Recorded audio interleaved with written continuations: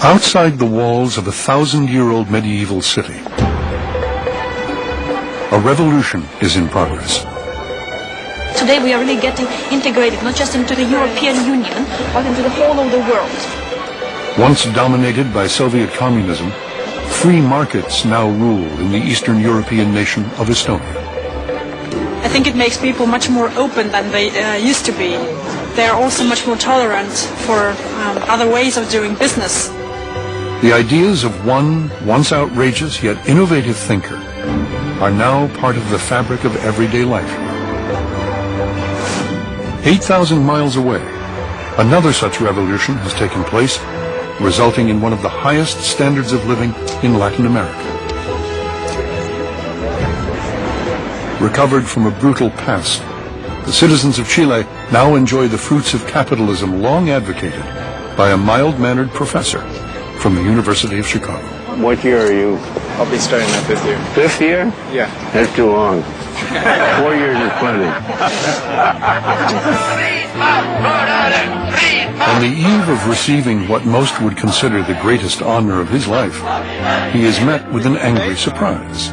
You people have such a distorted idea of what went on. Let me tell you some facts.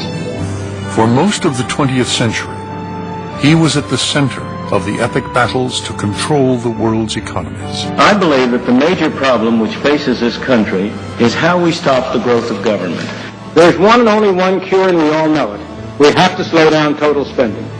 Yeah, well, one has to understand that Professor Friedman would blame everything from the First World War to the invasions of Genghis Khan on monetary policy. I don't agree with him at all. What Friedman had to offer, as far as Galbraith was concerned, was some of the finest thinking of the 18th century, and it didn't seem terribly relevant to the 20th. His impact is not only the 20th century, but the 21st century, and I suspect ongoing.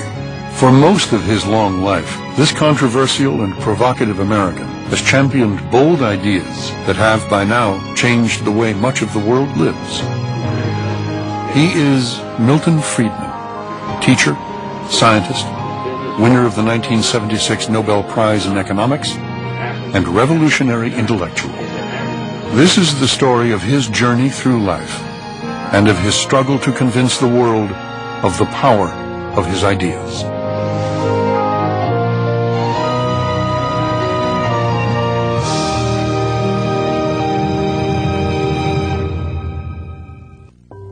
Major funding for this program was provided by John Templeton Foundation, Jean I. and Charles H. Bruni Foundation, Chicago Mercantile Exchange, Susquehanna Foundation, Dorothy D. and Joseph A. Mahler Foundation.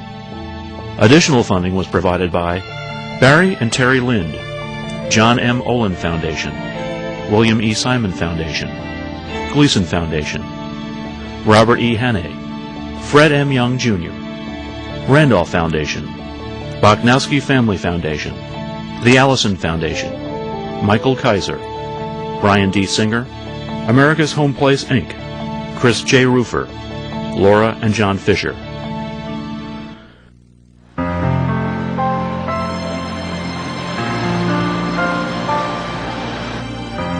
On a warm San Francisco afternoon, Milton Friedman and his wife Rose are relaxed prior to just one more interview on their remarkable lives together.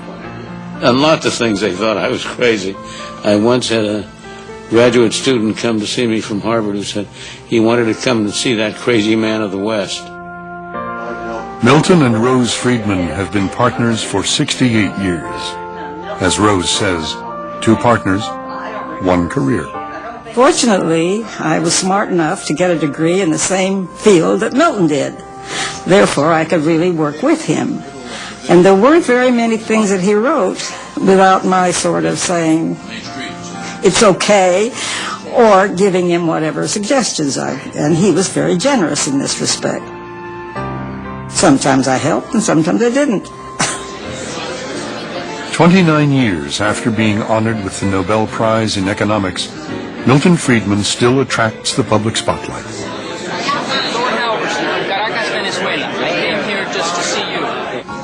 This evening, at a festive ceremony in San Francisco's Ritz-Carlton Hotel, guests gather for presentation of the 2004 Friedman Prize for Advancing Liberty. It's somebody with a really big brain, and he's a fighter. And now so much of what he's done is accept that it's hard to understand how frightening it must have been and how hard he had to fight. This year's winner of the $500,000 prize is internationally recognized economist and property rights activist Fernando de Soto. So I'm delighted to be awarded a prize that has Milton's name. I couldn't think of a greater honor. Ladies and gentlemen, please welcome Milton Friedman.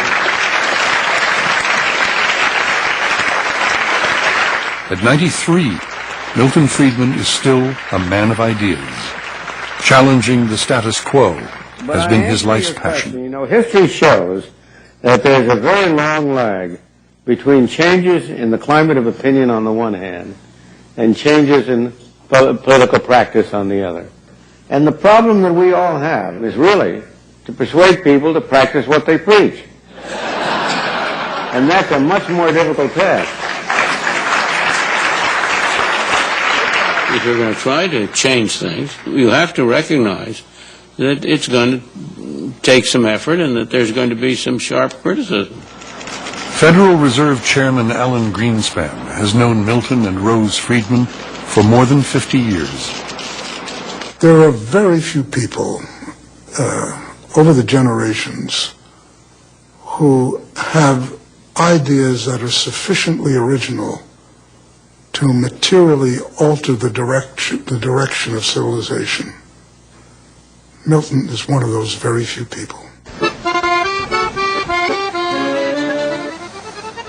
There is perhaps no more dramatic evidence of the impact of Milton Friedman's ideas in action than here in the former Soviet Republic of Estonia.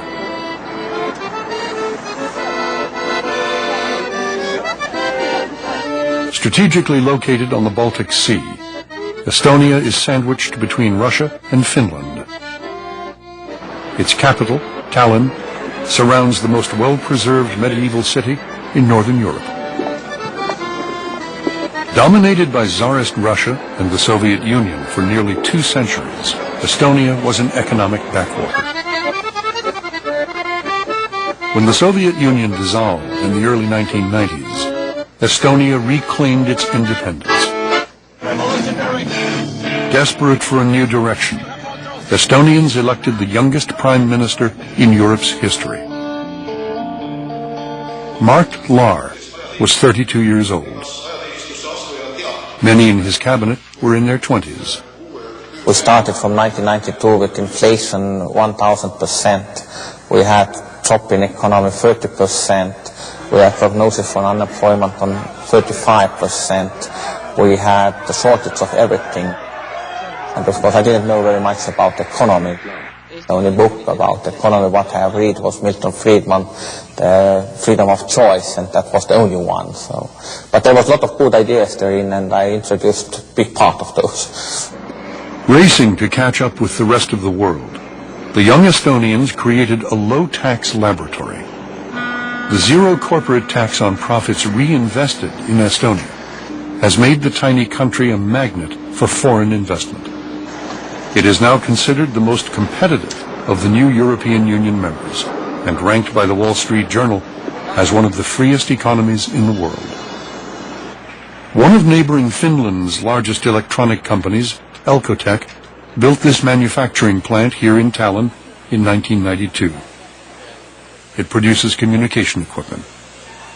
Elcoteq is now Estonia's largest exporter and one of its largest employers. Antti Pipo is the CEO. Well, it's very simple to say that Estonia, in my mind, is one of the most attractive countries in the European Union. Among the more innovative aspects of life in Estonia are free internet sites scattered throughout the country.